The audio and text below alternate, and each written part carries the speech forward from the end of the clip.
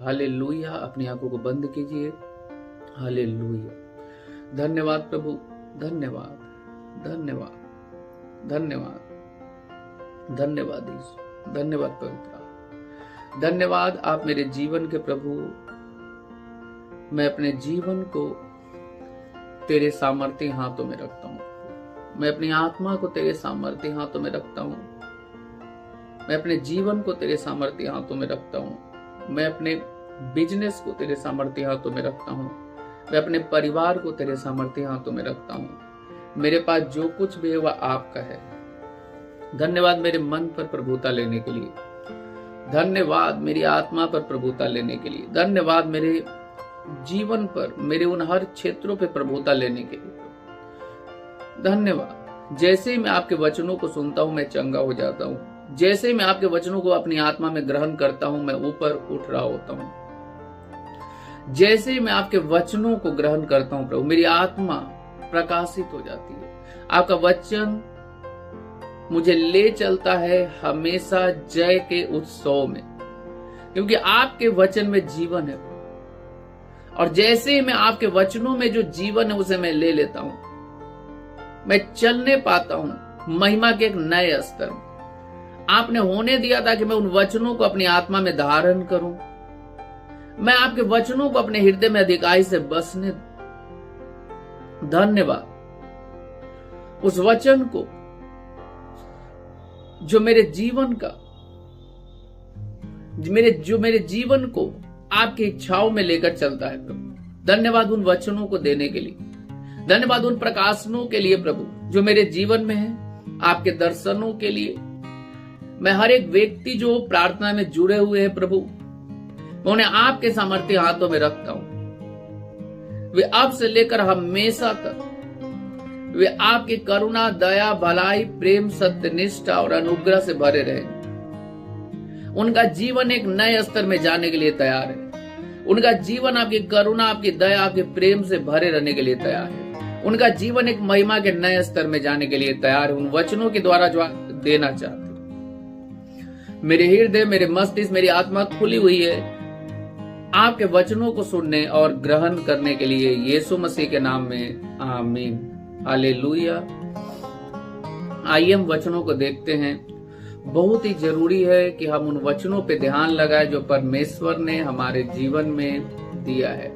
वचन आपके जीवन का उत्तर है उन समस्याओं के लिए जिसके लिए आप कई सालों से प्रार्थना कर रहे हैं। हालेलुया। जो टॉपिक है आज का वह है प्रार्थना का एक नया दृष्टिकोण। तो आइए हम वचनों को देखते हैं। यूहन्ना 14 अध्याय का 12 से 13 वचन। यहाँ लिखा है, मैं तुमसे सच सच कहता हूँ। जब भी यीशु मसीह ने कहा कि मैं तुमसे सच सच कहता हूं, अर्थात वह बात आपको ध्यान देने वाली है। मैं तुमसे सच सच कहता हूं कि जो मुझ में विश्वास करता है ये काम जो मैं करता हूं वह भी करेगा, वरन इससे भी बड़े काम करेगा, क्योंकि मैं पिता के पास जाता हूं। जो कुछ तुम मेरे नाम से मांगोगे मैं वही करूंगा कि पुत्र के द्वारा पिता की महिमा हो। यूहन्ना 14 अध्याय का 12 और 13। मैं तुमसे सच सच कहता हूँ। अर्थात यहाँ यीशु मसीह ने बताया कि आप इन बातों को हल्के में ना ले ले, क्योंकि ये यीशु के द्वारा कही गई बात है। और यीशु ने कहा कि मैं तुमसे सच सच कहता हूँ, जो मुझ में विश्वास रखता है। हालेलुया। ये काम जो मैं करता हूँ वह भी करेगा। जो काम यीशु मसीह ने करने पाए थे पवित्र आत्मा की सामर्थ्य से, वह काम वो व्यक्ति भी कर सकेगा जो यीशु मसीह में विश्वास रखता है। वो काम वो व्यक्ति भी करने पाएगा, क्योंकि उसे भी वही पवित्र आत्मा दिया गया है। लिखा है, क्योंकि मैं पिता के पास जाता हूँ। और आगे लिखा है, जो कुछ तुम मेरे नाम में मांगोगे। अर्थात नाम में मांगने के पहले आपको यीशु में विश्वास होना जरूरी है। नाम में मांगने के पहले आपको यीशु को अपने जीवन पर प्रभुता देना जरूरी है। यीशु के नाम में मांगने के पहले यीशु आपका प्रभु होना जरूरी है। यह ध्यान रखने योग्य बात है। तो यहाँ लिखा है, जो कुछ तुम मेरे नाम में मांगोगे। इसके पहले आया है, जो मुझ में विश्वास रखता है। तो आपको प्रभु के नाम में मांगने के पहले प्रभु को अपने जीवन पर, अपनी आत्मा पर, अपने मन पर प्रभुता देनी जरूरी है। और आगे लिखा है, जो कुछ तुम मेरे नाम में मांगोगे मैं वही करूंगा कि पुत्र के द्वारा पिता की महिमा हो। हालेलुया। प्रेरित यूहन्ना ने प्रार्थना पर यीशु की शिक्षाओं का विवरण अवलोकित सुसमाचारों में दिया है, अर्थात मत्ती, मार्कुस, लूका में आप देख सकते हैं कैसे यीशु मसीह की प्रार्थनाओं के विषय में कहा गया है। यूहन्ना हमारे लिए कुछ बातों को दर्ज करता है जिन्हें प्रभु यीशु ने नए नियम में प्रार्थना के संबंधों में सिखाया था। प्रार्थना के बहुत सारे नियम हैं, जिनमें से एक नियम यहाँ यूहन्ना में है, जो कि उसकी मृत्यु, गारे जाने और पुनरुत्थान और पिता के पास महिमामय अवरोहण के बाद आने वाली थी। अर्थात एक नए क्रम में प्रार्थना का एक नया आयाम। यीशु के पुनरुत्थान में जो प्रार्थना का जो नियम है वह बदल गया। पहले परमेश्वर की उपस्थिति में जाने के लिए बहुत प्रकार के काम करने पड़ते थे, धार्मिक अनुष्ठान, लेकिन अब जो है पवित्र आत्मा के द्वारा परमेश्वर हमारे अंदर है।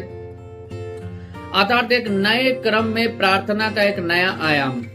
यूहन्ना 16 अध्याय का 23 और 24 में यीशु ने कहा, उस दिन तुम मुझसे कुछ ना पूछोगे। हालेलुया। बहुत ही अद्भुत वचन है। यहाँ पे लिखा है कि उस दिन तुम मुझसे कुछ ना पूछोगे, मैं तुमसे सच सच कहता हूँ, यदि पिता से कुछ मांगोगे तो वह मेरे नाम में तुम्हें दे देगा। यदि पिता से कुछ मांगोगे तो वह मेरे नाम में तुम्हें दे देगा। अब तक तुमने मेरे नाम में कुछ भी नहीं मांगा, मांगो तो तुम पाओगे, ताकि तुम्हारा आनंद पूरा हो जाए। यहाँ क्यों लिखा है कि अब तक तुम मेरे नाम में कुछ भी नहीं मांगा? आप कितना विश्वास करते हैं? आप क्या विश्वास करते हैं? उसी पे निर्भर करेगा कि आप अपने जीवन में क्या पाएंगे। यीशु के नाम में अपनी प्रार्थनाओं को पिता की ओर निर्देशित करते हुए हम यीशु के नाम में प्रार्थना करते हैं। हम प्रार्थना यीशु से नहीं करते, हम प्रार्थना यीशु के नाम में पिता से करते हैं। आपको पता होना चाहिए, हम प्रार्थना स्वर्गीय पिता से करते हैं और प्रार्थना यीशु के नाम में करते हैं। बहुतों को नहीं पता, ये यीशु से प्रार्थना करते हैं। यीशु ने कहा, तुम पिता से मेरे नाम में जो कुछ भी मांगोगे। हालेलुया। अर्थात पिता यीशु के नाम का सम्मान करते हैं। क्या आपने इसे देखा? अब यहाँ पे है एक बहुत ही अद्भुत चीज आई है। यूहन्ना के द्वारा वर्णन किया गया इस युग को नई वसीयत या वाचा के द्वारा विशिष्ट बनाया गया है। आप देख सकते हो कि यीशु मसीह ने हमें एक नया वसीयत दिया है, न्यू टेस्टामेंट, नया वसीयत। अब वसीयत में जो लिखा हुआ होता है आप उसके हकदार होते हो। तो आप जब प्रार्थना को उस लिखे हुए वचन से करते हैं, आप अपनी प्रार्थना को, तो आप उस वचन में जो लिखा हुआ है आप उसके हकदार हैं। हालेलुया। आपको इसे समझना होगा। तो अब हम देखते हैं कि यीशु मसीह की मृत्यु के द्वारा ये जो है वसीयत वह प्रमाणित किया गया है, क्रियान्वित किया गया है। इब्रानियों की पुस्तक में इसकी घोषणा की गई है। इब्रानियों 9वां अध्याय का 16 और 17 वचन बहुत ही अद्भुत है, क्योंकि यहाँ वाचा बांधी गई है, वहां वाचा बांधने वाले की मृत्यु का समझ लेना भी आवश्यक है। लिखा है, क्योंकि जहां वाचा बांधी गई है, जहां पे वाचा बांधी गई है, वहां वाचा बांधने वाले की मृत्यु का समझ लेना भी आवश्यक है, क्योंकि ऐसी वाचा मरने पर पक्की होती है और जब तक वाचा बांधने वाला जीवित रहता है तब तक वाचा काम की नहीं होती। अर्थात यीशु मसीह ने क्रूस पर अपना बलिदान दे करके इस वाचा को जो है वह क्या किया, पक्का किया। जो वसीयत है, जैसे आपने देखा कि वसीयत अगर तैयार होता है तो व्यक्ति जब तक जिंदा है तब तक वो वसीयत काम में नहीं आती, और जब वो व्यक्ति की मृत्यु हो जाती है तो वसीयत काम में आनी शुरू हो जाती है। तो उसी प्रकार यहाँ वाचा मरने पर पक्की होती है और जब तक वाचा बांधने वाला जीवित रहता है तब तक वाचा काम की नहीं होती। हम नई वसीयत में हैं। आज जो कुछ आप चाहते हैं, जो कुछ भी आपकी इच्छाएं हैं, आगे बढ़िए और यीशु के नाम में पिता से सीधे मांगिए। आप बिना संदेह के आप पिता से यीशु के नाम में मांग सकते हैं और पिता यीशु के नाम का सम्मान करता है और पिता यीशु के नाम में सब कुछ देगा। यीशु मसीह ने कहा कि अब तक तुमने मुझसे कुछ भी नहीं मांगा, मांगो तो पाओगे ताकि तुम्हारा आनंद जो है पूरा हो जाए। हालेलुया। आपको आवश्यकता नहीं है कि स्वर्गदूत आपके लिए प्रार्थना करे। कुछ लोग स्वर्गदूत को उनके लिए प्रार्थना करने के लिए कहते हैं, लेकिन स्वर्गदूत कभी भी आपके लिए प्रार्थना नहीं करेंगे, क्योंकि यीशु का नाम कभी भी उनको नहीं दिया गया था। यह नाम मनुष्यों को दिया गया था। यीशु का नाम जो है वह स्वर्गदूतों को नहीं दिया गया है। यीशु के नाम में जो प्रार्थना के उन स्तरों में जो लाभ लेना है, वो आपको लाभ लेना है। तो आप जैसे यीशु के नाम में प्रार्थना में मांगते हैं अपने पिता से, उसी समय पिता जो है आपको यीशु के नाम का सम्मान करते हुए आत्मा के स्तर में आपको उन चीजों को दे देता है। हालेलुया।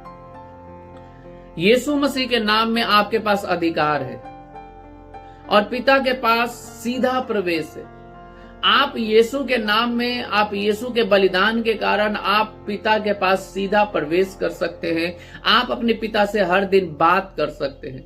ध्यान दीजिएगा, वो रिश्ता जिसमें बातचीत न हो, रिश्ता मरा हुआ है। आप जब चाहते हो कि आपका पिता के साथ एक रिश्ता होने दीजिए हर सुबह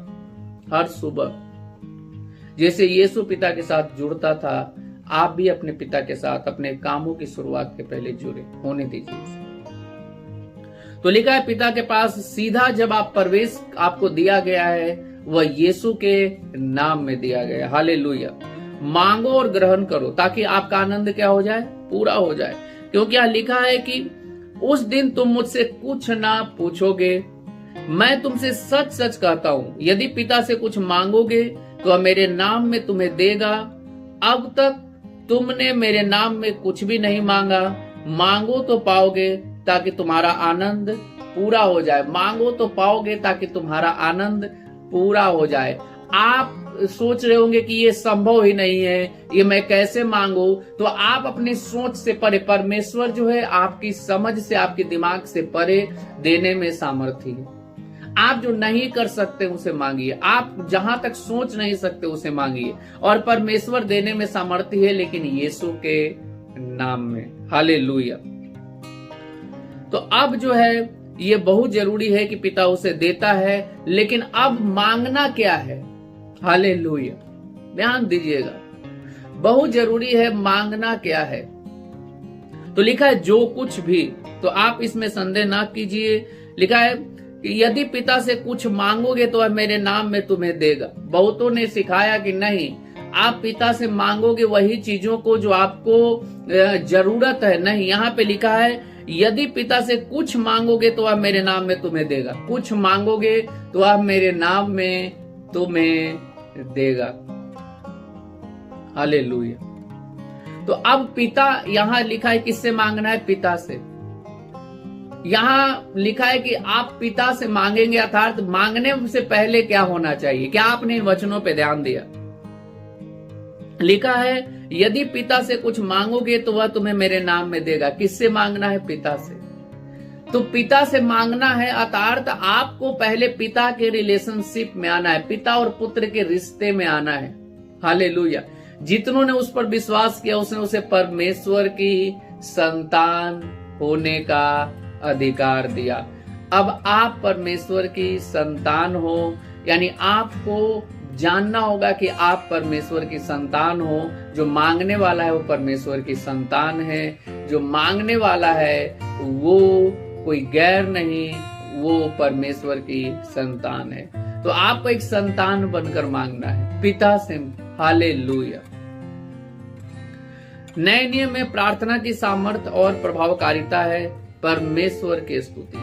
तो आपने सीखा कि कैसे हम परमेश्वर से, अर्थात कैसे हम पिता से जो कुछ भी मांगते हैं यीशु के नाम में वह हमें मिल जाता है। अब कुछ लोग सिखाते हैं कि तुम ये मांगोगे तो ये हो जाएगा, कार मांगोगे, ये मांगोगे। तो आपको ध्यान देना चाहिए, यहाँ लिखा है जो कुछ भी। लेकिन जो कुछ भी होने के पहले जो शब्द आया है कि यदि पिता से कुछ मांगोगे तो वह मेरे नाम में तुम्हें देगा। तो पिता, तो आप अगर अपने सांसारिक पिता से कुछ मांगते हो और वो आपके लिए नुकसानदेह है, तो सांसारिक पिता भी आपको उन चीजों को देने से क्या करता है? मना करता है, कतराता है। तो आप अगर यदि परमेश्वर आपका पिता है तो आप उन्हीं चीजों को मांगोगे जो चीज पिता और पुत्र के रिश्ते में है, जिसके द्वारा आप राज्य से भटक न जाओ, जिसके द्वारा ये रिलेशनशिप जो है वह क्या हो जाए, बनी रहे। हालेलुया।